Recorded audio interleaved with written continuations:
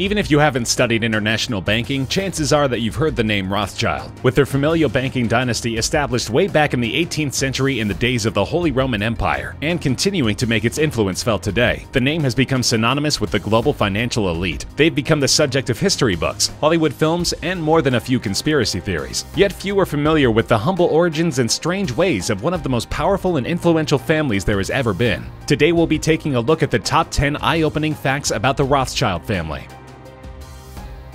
Mayer Amschel Rothschild was born to Amschel Moses Rothschild and Schwench Rothschild in Frankfurt, Germany on February 23, 1744. He was the fourth of 8 children, and he was exposed to banking practices at an early age by his father, a moneylender and cloth dealer. He would often run errands for his father after finishing for the day at the Jewish seminary he attended. Both of Mayer's parents perished in a smallpox epidemic that swept through the Jewish section of Frankfurt where they made their home, leaving him orphaned. It was only a couple years later, at the age of 13, that Mayer began serving a banking apprenticeship at the prestigious bank of Wolf Jakob Oppenheim, a consortium of bankers who used their family connections to provide credit to noblemen and royalty across Europe. There, Mayer learned to conduct foreign trade and issue banknotes, and also gained enough knowledge of rare and antique coins and metals to be considered an expert in the field by the age of 18. At 19, he joined his brother's Kalman's money-changing business, and by 1769, at only 25, he was doing business with royalty.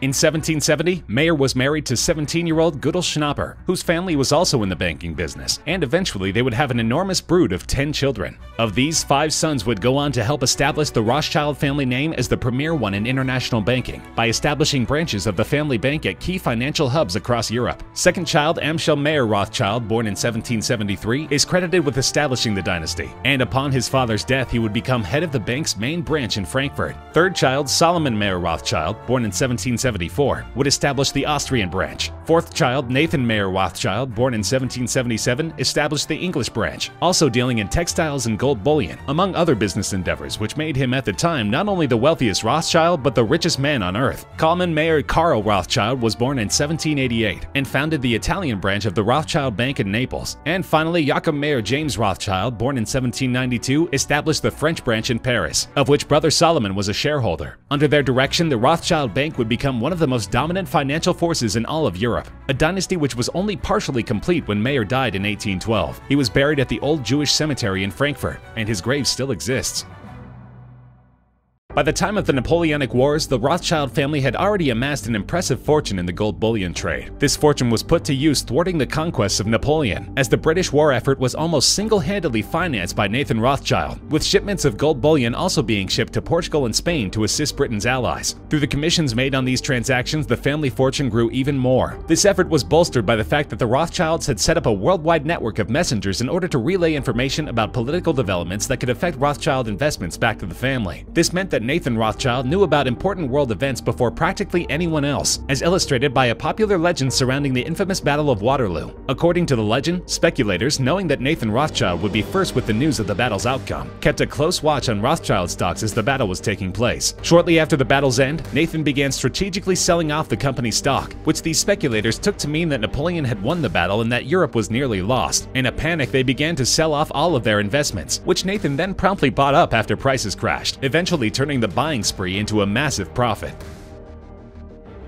Mayer Rothschild's vast business empire was left solely in the hands of his sons upon his death, and their establishment of branches of the Rothschild Bank throughout Europe and the bank's growing power and political influence meant that royalty across the continent were eager to earn their favor. The Rothschilds had demonstrated that their immense financial clout could play a decisive role in affecting the outcome of world events. In the final year of the Napoleonic Wars alone, the family had funded the British military to the tune of nearly $1 billion in today's money. In light of these efforts, the 5 Rothschild sons were in 1817 made noblemen by the Emperor of Austria. Upon receiving their titles, Amschel, Jacob, and Kalman changed their names to Anselm, James, and Karl, respectively. The 5 were also elevated to the ranks of nobility in the Holy Roman Empire and the United Kingdom, and these titles were hereditary. Many of their descendants would use the title Freiherr or Baron, or modify their surnames to de Rothschild, meaning House of Rothschild, which denoted their noble rank.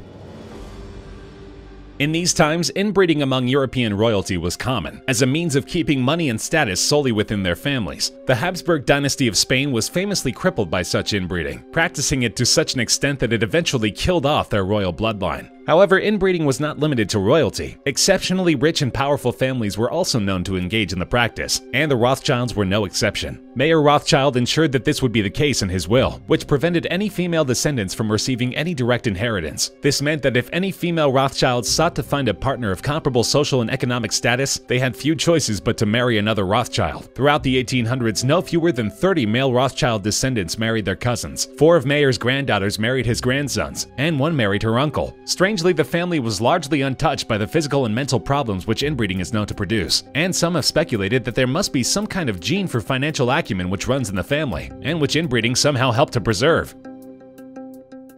In the late 1800s, the United States was facing a severe trade deficit, as foreign investors still leery over the Civil War had been selling off American securities at a breakneck pace. Millions of dollars worth of gold had been slowly drained from the country, and since there was at the time no income tax and only the U.S. Treasury, not the government itself, could print money, the situation was becoming dire. President Grover Cleveland was unable to convince Congress to intervene, and by 1895 the Treasury was losing a staggering $2 million per day. With only weeks to go before default was imminent, international banker J.P. Morgan stepped up to the plate, intending to put together an international financial supergroup to bail the U.S. government out of its predicament. And his first call was to London, to the office of Nathan Rothschild. Much wrangling ensued over the legality of the proposed bailout, but Morgan had found a loophole, a Civil War-era statute which authorized the Treasury to issue bonds which could be offered for cash, without the approval of Congress. Mere hours after the statute was deemed valid by the Attorney General, the deal was approved, and Morgan, Rothschild, and their team of private bankers had effectively prevented the United States from going under. By the dawn of the 20th century, the Rothschild family had spent over 100 years building the family fortune in the gold bullion business, and had secured a virtual stranglehold on that market. Since gold was the single most important financial commodity at the time, the descendants of Mayer Rothschild were enjoying unprecedented levels of financial and political influence. After the First World War, the governments of the victorious countries established as their first order of business the stabilization of the world gold market. In order to do this, they turned to the bank whose name was synonymous with the precious commodity, Rothschild. The bank obliged, creating what would become known as the London Gold Fixing. Every day at 10:30 a.m. and 3 p.m., representatives of the 5 leading gold dealers in London would meet at Rothschild London offices in order to fix the price of gold, every day, for 85 years. In 2004, the Rothschild Bank shocked the entire financial world when it announced that after 261 years, it would no longer engage in the trading of gold or other commodities, to focus on commercial banking, private banking, and trust services.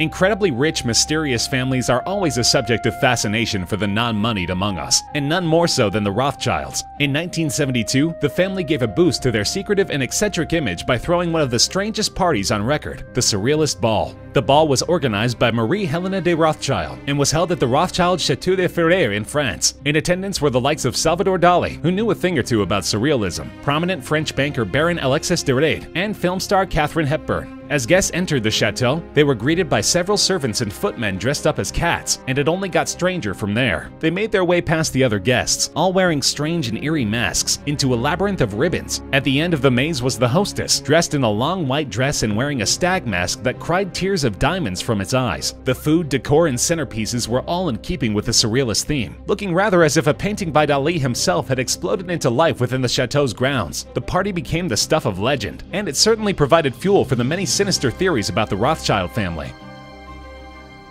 With their immense financial power and Jewish roots, the Rothschilds have been the target of conspiracy theories for centuries, most of them decidedly anti-Semitic in nature. It's been alleged that they are not only major players in international finance, but that they actually secretly control the entire world's economy. The Nazis made a propaganda film about them in 1940, while American white supremacists and anti-Semites have long obsessed over their supposed control of the Federal Reserve Bank, a notion which has no basis in truth. Perhaps the most patently offensive of these conspiracy theories, however, is that the family instigated the conflict which led to World War II, and even engineered the Holocaust in order to generate the sympathy necessary to establish the State of Israel. These outlandish theories continue even into modern times. In early 2018, Washington, D.C. City Council member Trayvon White Sr. was forced to apologize after a long, rambling Facebook post in which he accused the Rothschilds of somehow being able to control the weather, a power which they apparently use to create natural disasters which they can then profit from.